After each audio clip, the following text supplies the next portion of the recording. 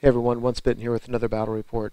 So we lined up another large game, a Bretonnian and Dwarf combined army against an Orc and Goblin army, 6,000 points per side. This is actually a father-son effort. My son plays Dwarfs. I'm trying to get him back into playing. He's 13. He used to play a little bit back when he was 10, and always kind of enjoyed it. So this is him and me playing one player with obviously Orcs and Goblins. So although they're not completely painted armies, they're mostly painted armies. And so we were excited for that. As the game progresses, you'll see what I mean later about this. But one big problem we had with this was the table size. We weren't sure how big of a table to play on, and so we decided to play on a 10-foot table. And then our opponent was extremely gracious. He said, "Look, I know I'm going to go first because you play Bretonnia, so I'll go ahead and set up my whole army, and then you can set up your whole army," which was very gracious, but it ended up biting him in the butt and kind of made for a bad game overall. Because when my son and I strategized about the game and how do we keep Dwarfs and Bretonnians together so we can have kind of combined attacks, we decided to try to consolidate our forces. So you'll see how that kind of plays out. So there's an overview of his lines. Wherever you see all those magic cards down, that means that the unit right in front of it has a spellcaster. So he has 2 level 4s and 2 level 2s, either in those units or sometimes with the guy directly behind a unit. So starting on his right, I'm not going to bother typing in what he had, and I'm not even going to bother telling the details of what his characters have, because quite honestly, there's no way to remember, and I don't have his list. So starting on the right, he has a Ragnarok. He has like a goblin hero on a spider, a giant, a rock lava, some fast calf spiders. Behind them are some squig riders, or whatever they're called, and they actually have a goblin hero champion in with them, which I've never seen before. I thought that was interesting. Then the far left of this picture, he has his first goblin horde. Whenever you see that, I'm just going to say it's a horde, but it has a lord level character to give him leadership 7 and full command and 3 fanatics. So there's goblin horde number 1. He's got a unit of black orcs. Again, I don't know what banner or anything they had. I believe they had 2 hand weapons each. Another goblin horde. There's a level 2 caster standing behind him. A giant. Another goblin horde. There's some 6 trolls. Then there's his general's unit on the hill. This is a unit of biggins. I believe they have 2 hand weapons. His general is in there. There's a level 4 caster, and there's also his battle standard bearer. To the left of them is a unit of river trolls. To the left of them, the far upper left of the screen, a unit of savage orcs, and looks like there's a level 4 caster with them. And I think that's the one that has the lucky shrunken head. Let's see, then there's another rock lava. Oh, I'm sorry, starting on the far right. Behind the idol of Mork, or possibly Gork idol, are the savage orcs. So just to the left, a chariot, some more orcs, a rock lava, another goblin horde, a squig herd, a giant behind them, fast cav wolves, and then behind them, you can't really see it, a unit of boar boys, and I believe he has a character in with them. So you can see he deployed first, and he just spread out and filled up all 10 foot of the board, which really he kind of had to do unless he was going to put units behind each other, which certainly would be a strategy, but I think he just kind of lined his troops up and just 6,000 points is a lot of stuff. So what we're looking at here is our side of the board, but this is the middle tile, and we lined up everything we could in the far 2 left tiles, and what you see here are the only things we couldn't squeeze into those tiles. So thunderers, fast cav, a bolt thrower, a gyrocopter, an organ gun. Obviously we have some shooting over here. We have fast cav stuff that can move, so it doesn't matter. And pretty much we're willing to throw away the thunderers if we had to. We just like the thought of them shooting at his trolls, to be quite honest. All the war machines that could take runes did. I think all of them had the thing that gave them flaming attacks. And then they just had various runes that were whatever. Like this bolt thrower had +2 strength to it, and there were just different things like that. I don't have that list in front of me either. Anyway, so then we wanted to start putting stuff that would hold. What we really wanted to do was this in the middle part of the board, we wanted to put units that we could really not really move up as much as just angle, and have them hold the line, and then take everything that we could on the far edge of the board and rush forward, and then turn as a whole towards the long side of the table. So we have our, almost 40-person deep men-at-arms with the prayer icon. I did take a level 4 Damsel with Beast just to try it. Behind them are 20 hammers, 12 Knights of the Realm, just to give me some leadership there and to be able to rush forward anything in front of them. Behind them, you can't really see them, there's 21 Longbeards. There's 40 warriors in horde formation with a Thane BSB. I forget his build. He's defensively built, though. So they're in the woods. So behind the woods, there's a grudge thrower, then a cannon, you can't really see it, and then a trebuchet. And then if you look at top middle, that's his runesmith. So he has 2 items. One, he can just dispel a spell, and then the other one is the thing that dispels it and on a 4-up eats the spell. So we use that on turn 1, and we're happy with it. I have a Questy Knight unit, which the build I thought was kind of interesting. The thought occurred to me that the weakness of Questy Knights is they get killed in battle before they have a chance to strike. So I thought I would try the technique of putting the Questing Vow on 3 characters and putting them with the unit. So people attacking it have to go against them, and all 3 of them are built somewhat defensively. I don't have it listed here because I don't feel like taking the time to, but the Paladin BSB has a 2-up rerollable. One of them has the armor of Argolf or whatever, so he's like weapon skill 10, and I forget what else he had, a little more defensive. And the third one's kind of like that. So I can post in comments if it's a big deal, but that was my thought, was let's shield the Questy Knights with characters, and then when I get the charge at least, all those Questy Knights get their attack. I have a second level 4. This one has life. She's in the middle there. She's got the staff so that if she miscasts, she can re-roll the result of it. So I like that, so she didn't blow up that unit.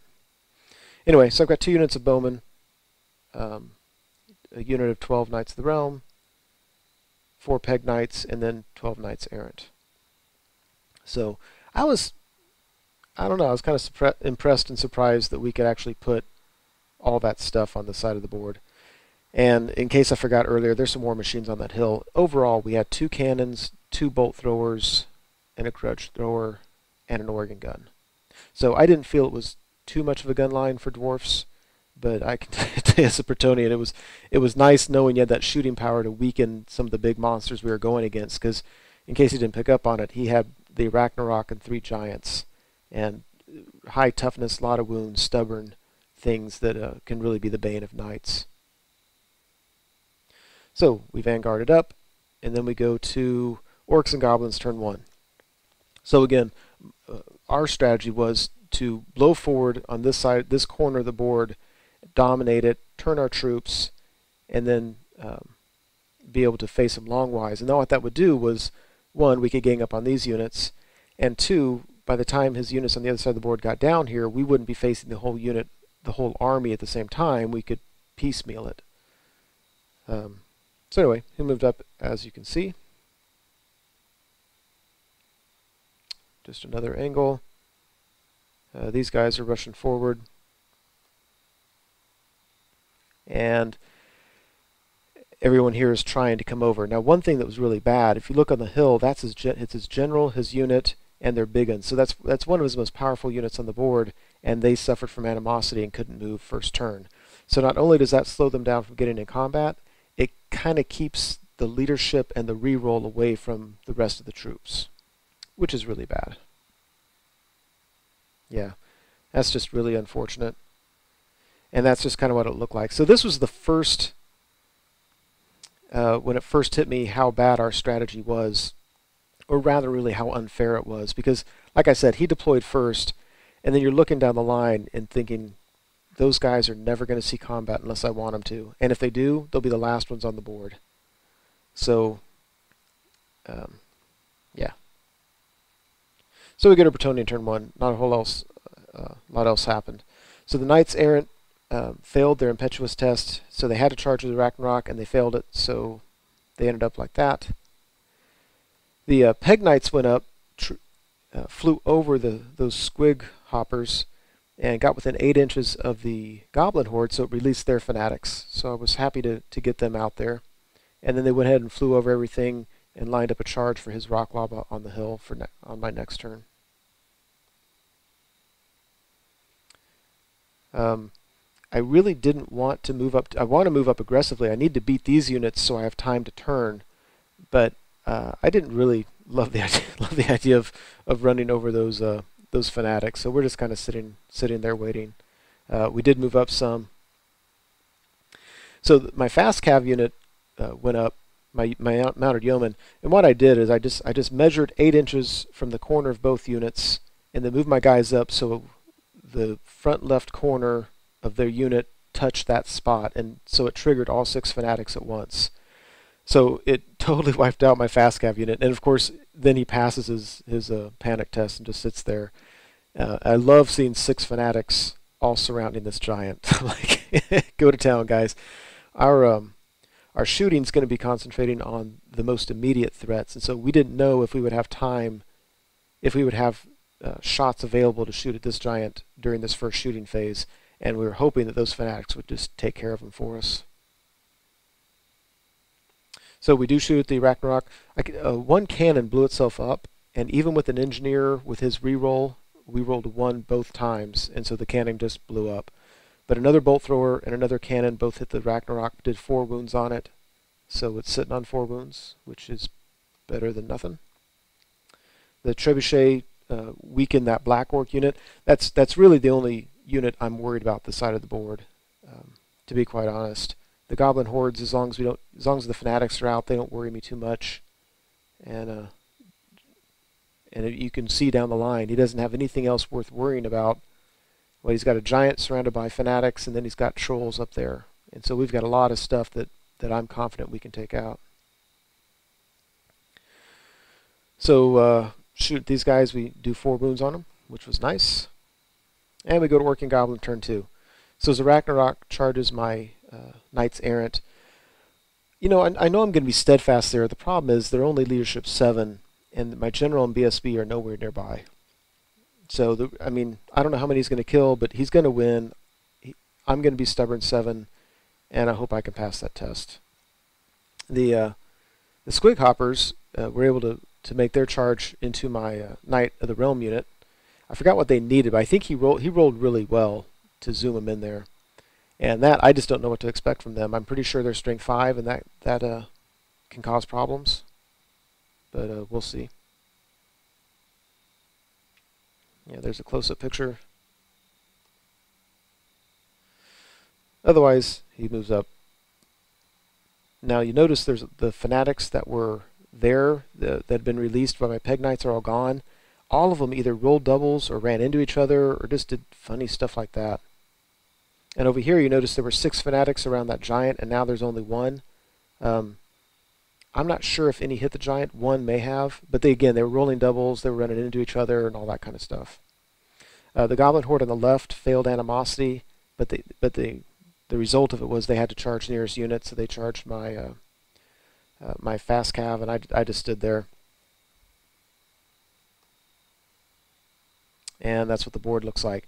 So again, this is where it's even more apparent. Look at the right-hand side of the screen. That's his general's unit. It's turn 2, and his general and BSB fail their animosity again. So now, with the whole deployment fiasco and using a board this big and us castling in the corner, everything's getting exacerbated because his general and his BSB are stuck on their front line, haven't been able to move, and the game is 1/3 over. And then if you look at the very top, his boar boys with the character in there, they fail animosity. They likely weren't going to get in the battle anyway, but now they're really stuck. So this is where it started becoming apparent that, I mean, it wasn't intentional, but we really abused the situation by castling in the corner on such a big table. So, you know, we had lined up this great 6,000 point game. All of us were excited about it. And now half these units aren't even going to be able to get involved in it. So at this point, I think it became less fun for all of us. So I felt really bad. My opponent, I think, was frustrated, you know, with the situation. And I felt bad mainly because it became a problem because he was so gracious about deploying first. Yeah, I felt like we were abusing it. Anyway, so magic phase, the Foot of Gork, or whatever that spell is, hits the Thunderers, kills a whole bunch of them. He gets to do it again. He hits the Grudge Thrower, not the Grudge, the Organ Gun. The Organ Gun was just kind of the whole comic relief out of all this, because he's had a lot of spells and shooting. He keeps on targeting that Organ Gun. He just is really afraid of it, which I think is funny because I think it's very weak in 8th. And every time we keep getting insanely lucky. He only does, if he gets a wound through, it only does 1 wound. And so the Foot of Gorks hits it, kills a guy, but only 1 guy. We're still sitting there with 1 guy. And then he rolls to see if he can go again. Yeah, there we go. Thing's taken a lot of abuse in 2 turns. And he rolls a 1, so I place the Foot of Gork on his Black Orcs, and of course roll a hit and kill most of the units. That unit is no longer scary. And his right flank, his right 1/3 of his army is really, really, really in a bad position. So, at the end of the turn, so the Ragnarok comes in, kills 5 guys. I'm stubborn on a 7, and I pass the 7. So I'm not thrilled with how that fight might turn out, but I was happy that they held. If you look at the Knights of the Realm, his Squighoppers came in there. They only were able to do 2 wounds. They had a charge. Well, I had a banner and 2 ranks, and then I had a musician. And so I won by 1, and he failed his break test. We ran him down, and we got stuck there because we were angled such that we kind of would have hit the house. But it was, I think both those things could have gone drastically different. And so when it rains, it pours.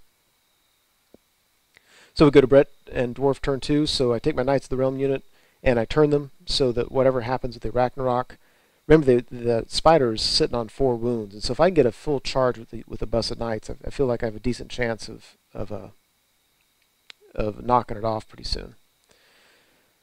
If you look on the left, this was kind of funny. My Questy Knight, 3 Paladin, level 4 caster, big mega unit charges the Giant. It looks like we're in his flank. We're not. He had his weapon sticking out there and it wouldn't fit otherwise. Anyway, we had to go over a fence to do it, and I lost 5 knights to the dangerous terrain test. Just absolutely crazy. Is that right? 5? No, we lost 3 knights to the dangerous terrain test, as well as putting a wound on my BSB through the dangerous terrain test. Just awful. Let's see. Otherwise, the horde of Great Weapon Dwarfs gets into his horde of Goblins, and I like our odds on that. I get my Knight of the Realm in the upper right. They get the charge on his 4 remaining Black Orcs, and I like my odds on that. We move the Men-at-Arms up just to kind of pose a threat and just be there. I would love them to charge a couple things into it and have my guys be steadfast and hold things up for a while. If they fail, we've got stubborn 9 dwarf hammers behind them, and then Longbeards behind them. So pretty confident with between these 3 units of being able to hold things up until we can win combats on the right and turn everything. And the Gyrocopter, of course, lines up a beautiful flame shot on these. This thing's fantastic for fast cav. And overall, that's what the board looks like. So I guess the good side of it is our strategy worked. You know, to the extent that it was abusive isn't wonderful, but yeah, so it's working anyway. And there's a lot of dice being thrown around. This picture showing that he also had a unit of miners that came on, so they entered the back, and they're just really going to come on and then be able to turn later. So I'm pretty confident that our strategy of wrapping up the right-hand side and turning towards the middle is going to work. So during the shooting phase, again, it was so funny. He was so worried about this organ gun, and again, organ gun just doesn't do a whole lot of things. But this turn, with 1 guy remaining, it shoots his giant, it rolls a 10, and just blasts him to smithereens. So the giant gets absolutely obliterated. So he was right in fearing the organ gun, and the whole time we thought he was making a mistake. But anyway, the giant gets blown up, and the unit of goblins right by it fail their panic test and run away. So now this, where we're trying to hold up the middle, is even more beautiful. Now he doesn't even have, he has what, 1 unit of goblins, and everything else is way on the left-hand side of the board. Kill 3 of the fast cav, they fail their panic. So Gyrocopter is a beautiful solution for fast cav. This was pretty interesting. This time he only killed 2 knights. He had, what, 8 spider attacks and 8 goblin attacks, 16 attacks. He killed only 2 knights. They did 1 wound back, but of course we had a banner, so we're tied. We have a musician. We win by 1. He's stubborn. He fails, and they run him down. So everything's going to pot for the Orc and Goblin army. If you look at the very top, my Peg Knights got a charge into his Rock Lava. They easily beat it, and I went ahead and went off the board because I didn't want to get flank charged by that hero on the spider. I don't know how tough he was, but I didn't want to chance it, so took my guys off the board. So the giant rolled for his attacks. He rolled the thing that said he got to swing his club, and the wording of it was real weird. It kind of just said he swings it at the unit. And so my whole plan of shielding my questy knights with the characters, we decided just to let him swing at the unit, like the wording says. And so he went ahead and targeted the questy knights and killed, well, I only have 2 left, as you can see. So he killed a bunch of those guys. But between my characters and the remaining questy knights and their horses, we killed the giant and were able to reform. If you look at the top left, the horde of dwarfs, they took 2d6 damage from the lone fanatic that they had to run over. Even with that, it didn't matter. They tore up the goblins. And those units, that's a vicious fight because both of them they hate each other. And with all those rerolls, that got really bloody. So my knights came in, easily destroyed the 4 black orcs. They couldn't even attack back, so I just destroyed them. His lone remaining goblin horde that was anywhere near my troops failed its panic test and ran away. Yeah. So just at this point, it's not really even fun anymore. Nobody's having fun.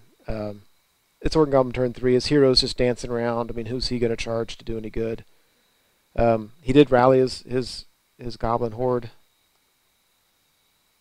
His remaining trolls got a flank charge of my men-at-arms. I'm not worried about it. Either I'll be steadfast and stick, or I won't be and I'll fail, and he's going to get flank charged by a bunch of dwarfs. So that's what the board looks like. He can't bring his troops up, and you can see they're so staggered that I could just roll down the line, picking on 1 or 2 units at a time. So yeah. So anyway, he beat my men-at-arms. I was steadfast on a 6 and failed it, and he ran him down. But now he's just going to get charged in the flank by longbeards and in the rear by hammers. So that's not going to go well for him. We go to Brett turn 3. I'm ignoring his goblin hero and the spider. I figure my guys will just shoot at him if he comes near. Otherwise, I just start turning towards the rest of the battle. Got the dual charge on his trolls. And the rest of the board looks like that. You notice in the middle there's 6 river trolls. Yeah, now there's 3. Because and the bolt thrower has flaming attacks. Everything has flaming attacks. I was able to just, when you can concentrate dwarf fire like that, and the thunderers helped as well. Yeah, just tore them. They're not nearly the threat that they were. The combined charge on the trolls totally destroys them, and they reform to face the rest of his lines. You'll notice one of his goblin hordes rallied, and the one at the top middle didn't rally. They continued to run, which seemed like bad luck at the time, but then I was thinking it actually is pretty good because they're back closer to the rest of his lines. I don't think he needs them up where I'm at. Of course, the bad news is if I could just declare a charge against them and they might just run off the board. Anyway, and after that we just called it. Like I said, what's the point? Our strategy worked. I think if we had put units down 1 at a time, rotating back and forth, I don't think I would have felt as bad for our deployment. But because he set down first and then we went ahead and stuck with our plan of castling, I felt that we took advantage of him, and it wasn't intentional, and obviously I feel bad about it. But anyway, we're gonna redo this and maybe do like a dawn attack deployment, so that this kind of thing doesn't happen again. But anyway, that's it for what it is. Hope you enjoyed it.